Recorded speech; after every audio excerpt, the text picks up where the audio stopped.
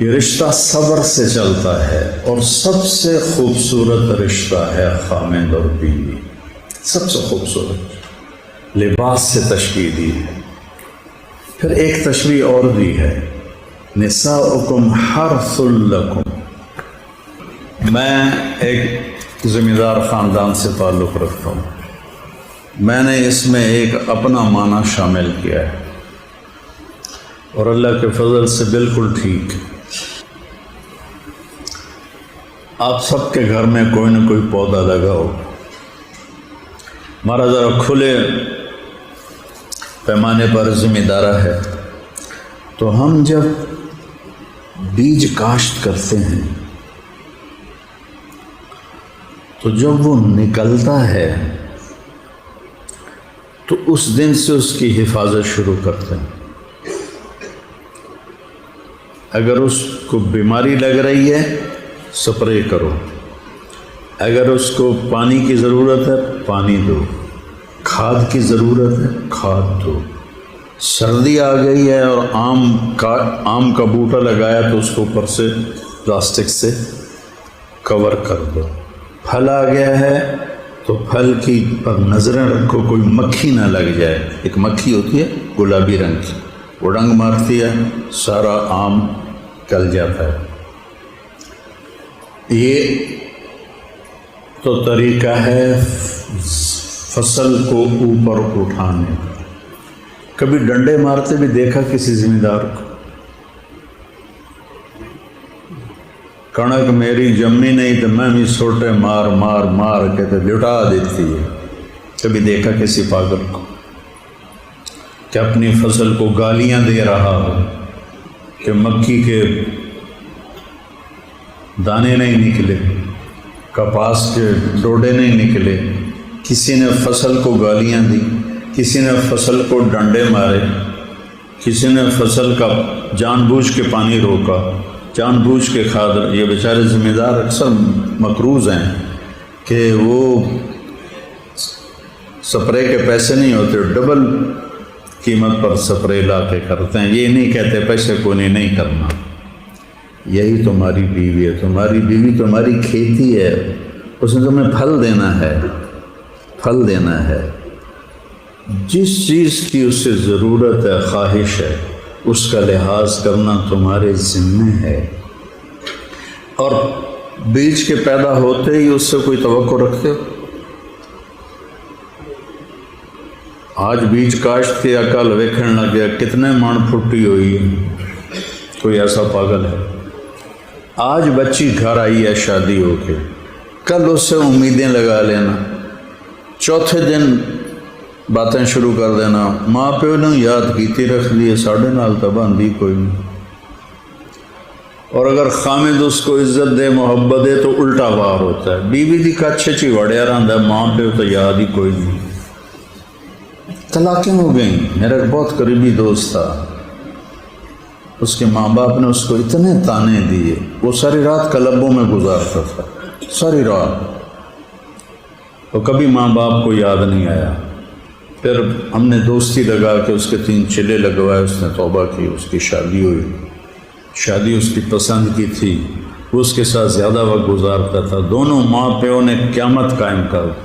بیوی دی کچھ چی وڑیا رہتا، کدی ماں مردی پئی ہے پوچھے نہیں، کدی پیو مردہ پہ پوچھے ہی کدی نہیں۔ 1 سال کی ذلت کے بعد اس نے بیوی کو طلاق دے دی اور خود ڈپریشن کا مریض ہو گیا، آج تک مریض ہے۔ یہ وہ دکھڑے ہیں جو ہمارے گھروں میں ہو رہے ہیں۔ تمہاری بیوی تمہاری کھیر پر نہ کہا کا پتہ ہے کیا مطلب ہے؟ جی نکاح ہو رہا ہے، جی نکاح ہو رہا ہے، جی نکاح ہو رہا ہے۔ نہ کہا ہلکی بارش کا زمین پہ اتر کے جذب ہو جانا، مٹی اور پانی کے جذب ہونے کو نکاح کہتے ہیں۔ تو خامد کے اچھے رویے بارش کی طرح بیوی پر اتریں اور وہ جذب ہو جائیں اور اس سے اچھی فصل نکلے۔ آتی اسے توقع لگ جاتی ہے اور اس سے کام کی پیو دا بھی خدمت کر، ماں دی بھی خدمت کر، بہنوں دی بھی خدمت کر۔ تو وہ تو خاوند کے لیے ہے اور بچوں کے لیے ہے۔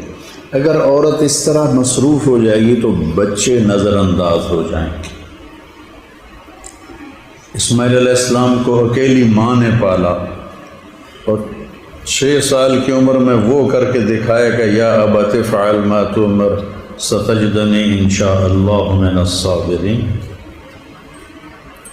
نکاح کا مطلب ہی یہ ہے، نکاح کا مطلب ہے نیند کا آنکھوں میں اتر کے آنکھیں بند ہو جانا۔ خاوند کے ایسے رویے اور بیوی کے ایسے رویے کہ خاوند چین سے سوئے، بیوی بھی چین سے سوئے۔ اس رشتے کو اللہ نے کیوں پھیلایا ہے کہ باقی کوئی رشتہ ٹوٹتا نہیں۔ میں میاں علا بخش رحمۃ اللہ علیہ کا بیٹا ہوں، وہ مر گئے پھر بھی ان کا بیٹا ہوں۔ FSC تک میں بہت گستاخ تھا، میں پھر بھی ان کا بیٹا تھا۔ اس کے بعد اللہ نے میری زندگی بدلی، میں نے ان کی قیمت کو سمجھا، تو بھی میں ان کا بیٹا تھا۔ باقی رشتے ٹوٹتے نہیں، خاوند اور بیوی کا رشتہ ایک بول پہ ٹوٹ جاتا ہے۔ پھر اللہ نے کہا عاشروہن بالمعروف، عورتوں سے نہیں کہا، ہمیں کہا عاشروہن بالمعروف، اپنی بیویوں سے اچھا سلوک کرو۔ فَإِن كَرِهْتُمُوهُنَّ، اگر تمہیں اچھی نہیں لگتی، فَعَسَىٰ أَن تَكْرَهُوا شَيْئًا وَيَجْعَلَ اللَّهُ فِيهِ خَيْرًا كَثِيرًا، اگر وہ تمہیں اچھی نہیں لگتی تو بھی اس سے سلوک کرو، اللہ اس میں بہت بڑی خیر تمہارے لیے پیدا کر دے گا۔ مردوں کو کہا جائے۔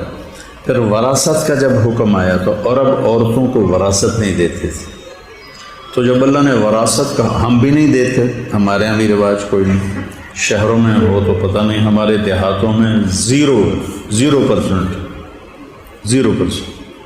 کوئی ذمہ دار اپنی بیٹی کو زمین نہیں دیتا۔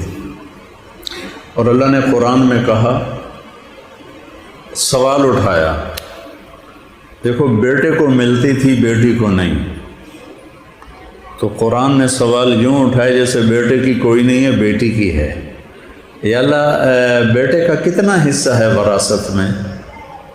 تو اللہ نے کہا للذکر مثل حظ الانثیین، 2 بیٹیوں کا جتنا حصہ بنتا ہے اتنا ایک بیٹے کو دے دیا جائے، وراثت میں حصہ دیا۔ پھر اللہ تعالیٰ نے کسی رشتے کو اپنی نشانی نہیں بتایا، اس کو اپنی نشانی بتایا، من آیاتہ ان خلق لکم من انفسکم ازواجا لتسکنوا الیہا وجعل بینکم مودۃ ورحمۃ ان فی ذلک لآیات لقوم یتفکرون۔ میری بہت بڑی نشانی ہے کہ میں نے خاوند اور بیوی کا رشتہ بنایا تاکہ تمہیں سکون حاصل ہو۔ کسی رشتے میں سکون نہیں فرمایا، اور تم میں محبت اور رحمت کو پیدا کیا۔ یہ فکر والے یہ تعلق سمجھ سکتے ہیں۔ تو اگلی بات یہ ہے کہ کتنے غریب ہیں جن کی بیٹیاں بیٹھی ہیں جہیز کوئی۔ ہم نے جب سے فاؤنڈیشن بنائی ہے تو ہمیں لوگوں کے اتنے دکھڑے سننے کو ملے ہیں کہ جو سنے گا روئے بغیر نہیں رہ سکتا۔ غریب آدمی کی تو روٹی پوری نہیں ہوتی، وہ بیٹی کو لاکھوں کا جہیز کہاں سے۔ پھر بعض ایسے انسانیت سے گرے ہوئے لوگ ہیں جو مانگتے ہیں لڑکی والوں سے، اے بھی دیونا ہے، اے بھی دیونا، فہرست بھیجتے ہیں، اے بھی دیونا ہے، اے بھی دیونا ہے، اے بھی دیونا ہے۔ بھائیو بیٹیوں کی قدر کرو۔ میرے نبی حضرت فاطمہ جب تشریف لاتی تھی ان کے لیے کھڑے ہو جاتے تھے، ان کا ہاتھ پکڑ کے یہاں سے چومتے تھے، پھر بٹھاتے تھے۔ پھر بیٹیوں کا رشتہ دیکھنے جانا تو پوری ایک فوج جاتی ہے، 8-10 عورتیں جاتی ہیں اور سب ایکس رے کرتے ہیں۔ بھائیو بیٹی ہوتی ہے، اب نکل نک چھوٹا ہے، دوسری کہتی ہے نساں بڑیاں موٹیاں ہیں، تیسری کہتی ہے اکھیاں بھی چھوٹیاں ہیں، چوتھی کہتی ہے رنگ بھی سانولا ہے، پانچویں کہتی ہے قد بھی چھوٹا ہے، چھٹی کہتی ہے داند بھی پیلے جائے ہیں۔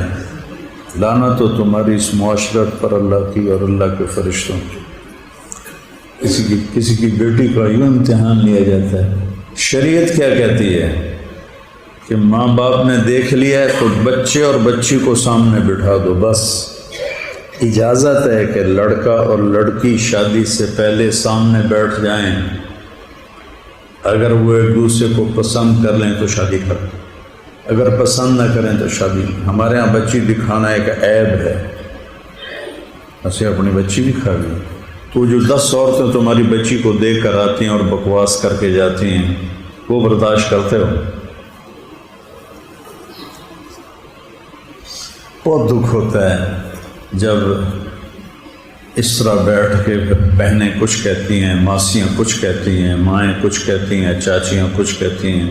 ان سب کو لے جانا کی اجازت نہیں ہے۔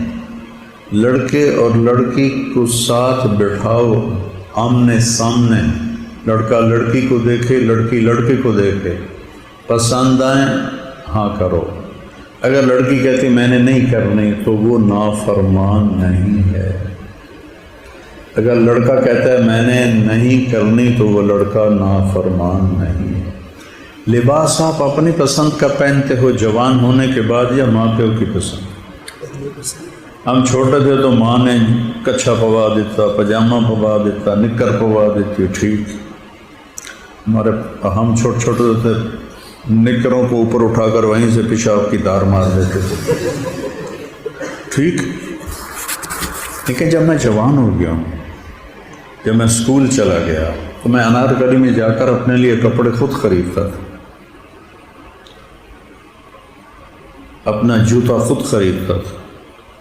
ایک دفعہ میں 45 روپے کا بوٹ خرید کے لایا تو سارے ہاسٹل میں میری بڑی ٹور بن گئی، 45 روپیے دا بوٹ۔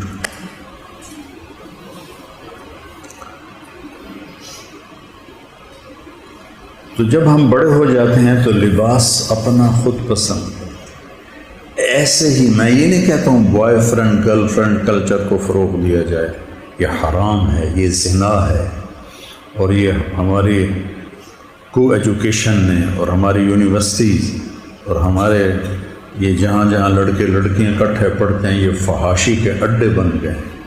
روٹی مہنگی اور زنا سستا ہے، یہ ہمارا کلچر نہیں ہے۔ ہم ماں باپ کو بیچ میں لاتے ہیں، ان کی دعائیں لیتے ہیں، لیکن اگر پسند نہیں آتا کوئی رشتہ، پسند نہیں آتا کوئی رشتہ تو لڑکا انکار کر سکتا ہے، لڑکی انکار کر سکتی، چونکہ لباس کے لفظ کے اندر یہ ہے کہ اپنی پسند کو دیکھو۔